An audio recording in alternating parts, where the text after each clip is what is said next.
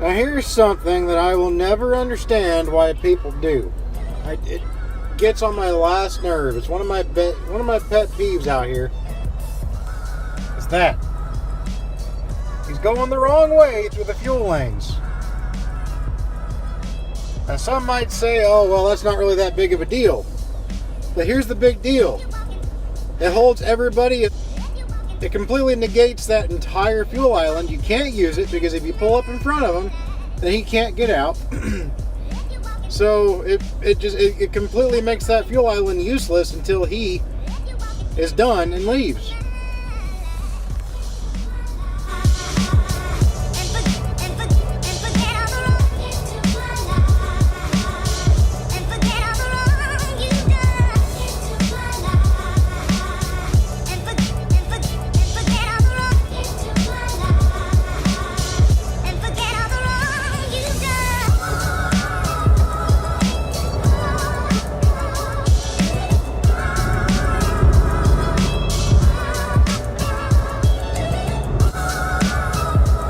Telling you what, I feel super refreshed right now. Got some good sleep. I'm in Columbus right now, rush hour, lovely. I'm not the kind of guy that likes to call and report other truck drivers for acting stupidly on the road. But there is a point in time where you need to call and report somebody for driving recklessly when it's a common occurrence from the same driver over a few mile period. Last night, I was driving down 76, or across 76, mile marker 54, 55, something like that in Ohio, going westbound.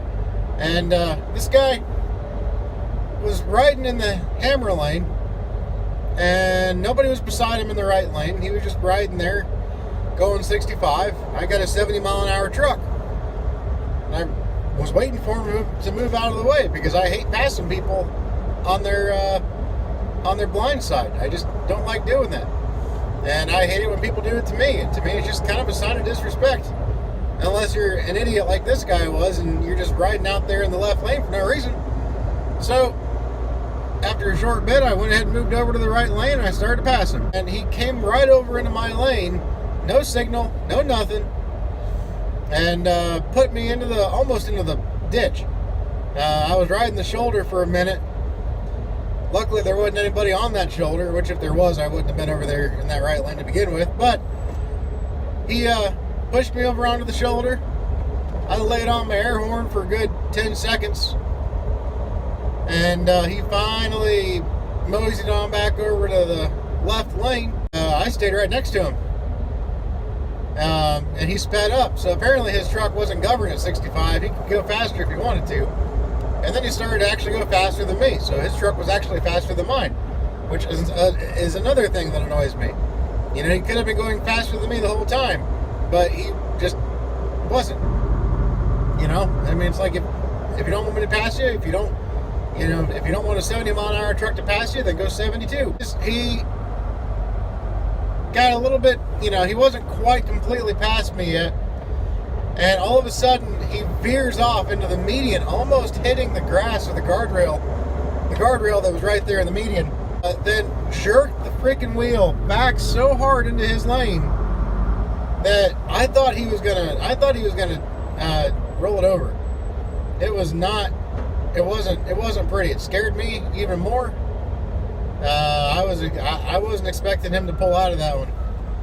And he had a passenger with him too. I assume he may have been distracted. I don't know. He came veering right back over and almost took me out again because he shot back into that lane so hard he almost overshot his lane. At this time, I said, okay, screw it. This is more than just an accident. This is more than just, a miss or a lapse in judgment or what have you. So I called. I called the state patrol and told him there was a reckless driver because once he pulled away from me. He did that like 2 more times when he wasn't next to me. He veered off into the other lane, almost knocked a 4-wheeler off the road. Then he went back over, almost went off the median again. I thought he was gonna end up wrecking somebody if he didn't wreck himself. I called the state patrol. They said that, have somebody watch out for him.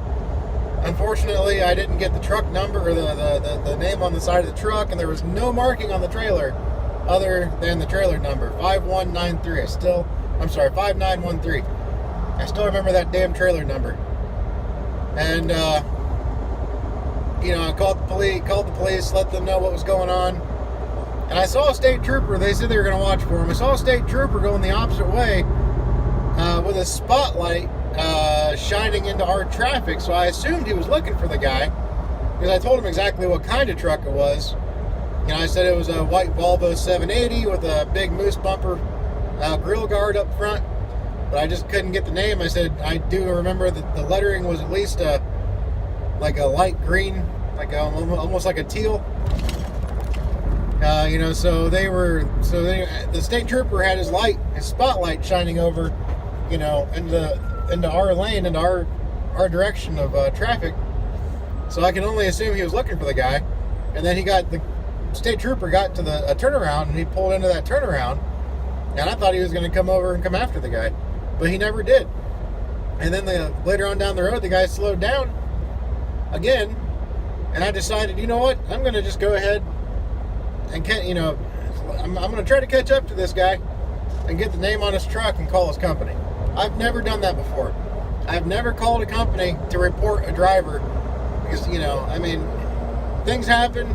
You can reach down for your cup of coffee and you can swerve into the other lane. I'm not excusing it, but people make bad judgment calls from time to time out here, and there's no reason to get fired over it.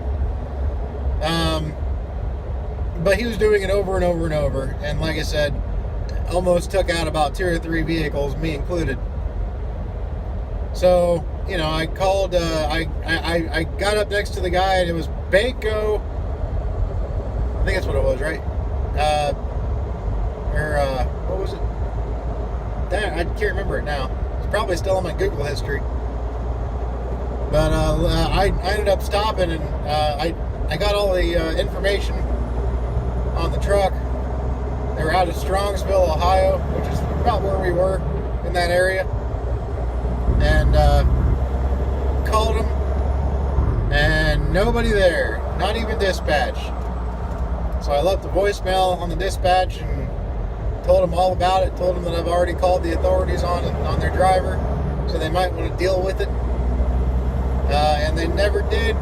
They never have responded back to me. I left my number, told them my name, told them exactly what happened, but of course they have not responded back. But that's to be expected.